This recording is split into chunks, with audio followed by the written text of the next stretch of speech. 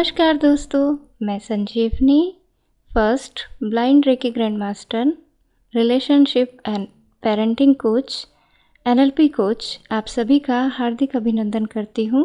दोस्तों, जब हम हमारे चारों ओर देखते हैं तो हमें क्या दिखता है, हमें क्या नज़र आता है? हमें जो नज़र आता है वह है पदार्थ।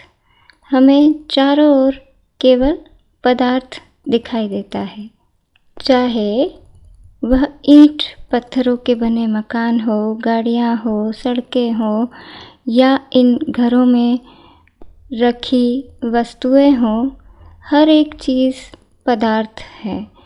और इस पदार्थ की 3 अवस्थाएं होती है, जैसा कि आप सभी जानते हैं, सॉलिड, लिक्विड और गैस, ठोस, द्रव्य और वाष्प।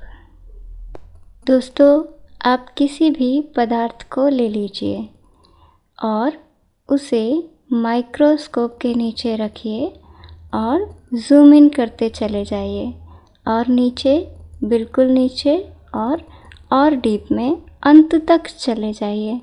अंत में हमें क्या मिलता है?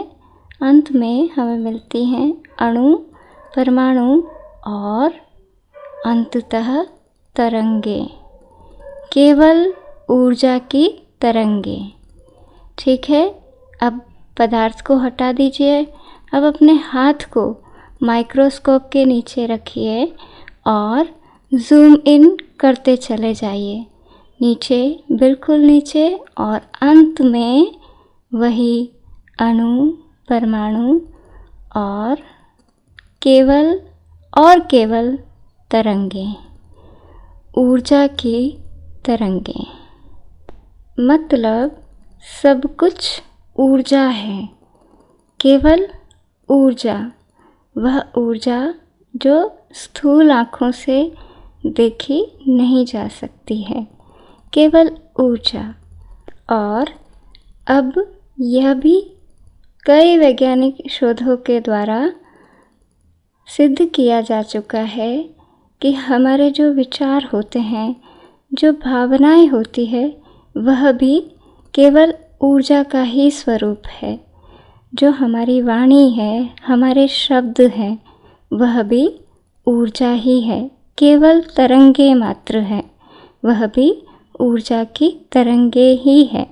दोस्तों, सर अल्बर्ट आइंस्टीन ने ऊर्जा का जो फॉर्मूला दिया है वह है एनर्जी E=mc²।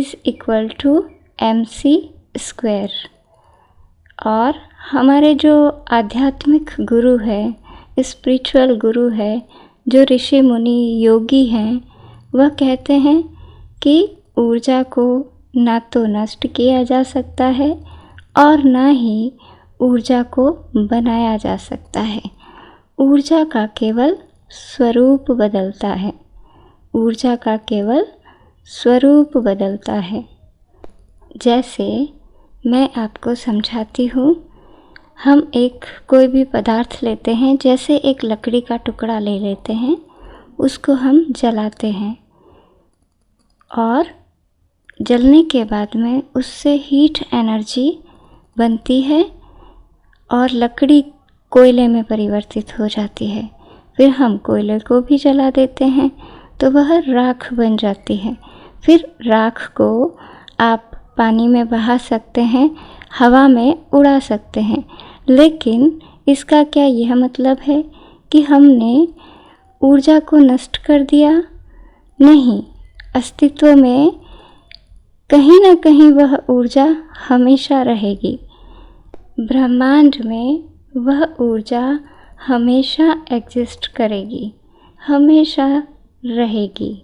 दोस्तों, जो मैटर होता है, जो पदार्थ होता है, या हमारा जो स्थूल शरीर है, जिसे हम छू सकते हैं, देख सकते हैं, पकड़ सकते हैं, उस स्थूल शरीर की या पदार्थ की जो फ्रीक्वेंसी होती है वो बहुत कम होती है, लो फ्रीक्वेंसी होती है।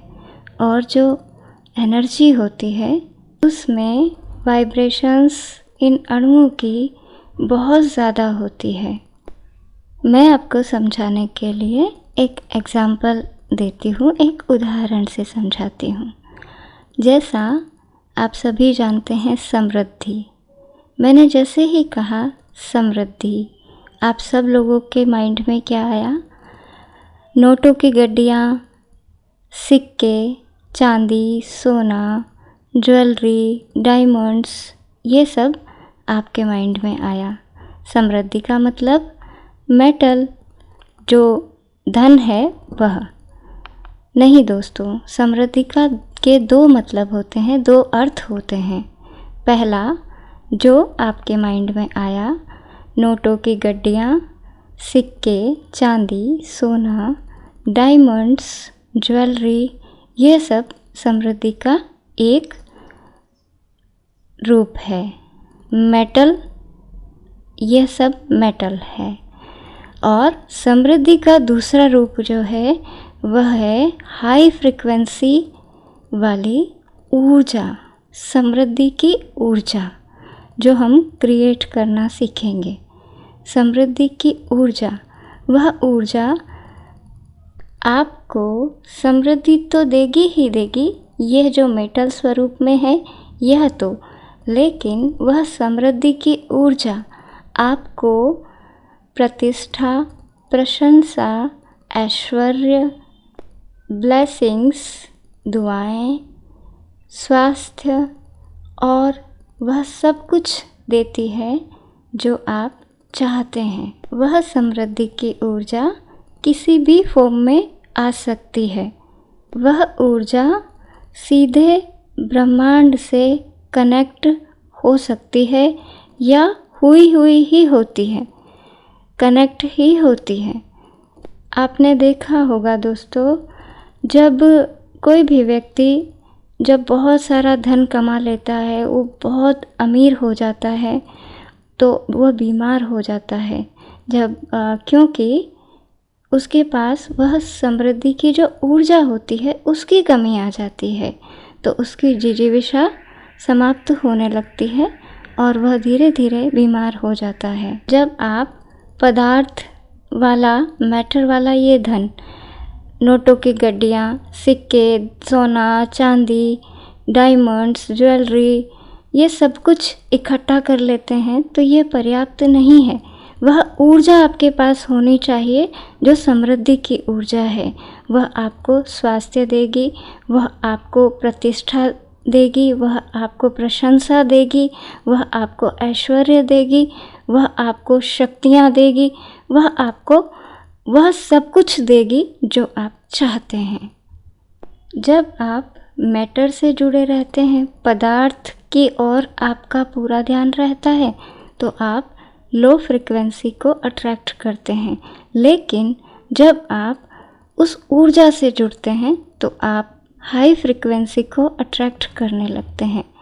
हम यहाँ पर दूसरे एग्जाम्पल से समझते हैं, जैसे प्रेम।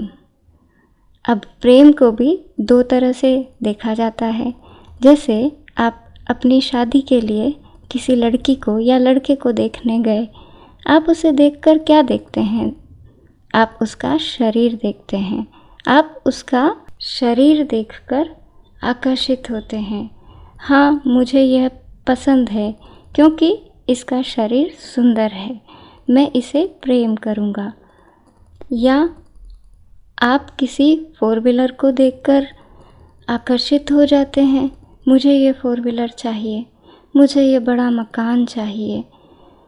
या जानवर, आजकल तो जानवरों से प्यार करने का बहुत क्रेज़ सा है, किसी कुत्ते, बिल्ली, इनसे प्रेम हो जाता है। मैं ये नहीं कह रही कि आप पदार्थ से प्रेम ना करें या पदार्थ के प्रति आप अलगाव रखें, लेकिन साथ ही साथ आप उस प्रेम की, उस अनकंडीशनल लव की जो एनर्जी है उसको महसूस करें।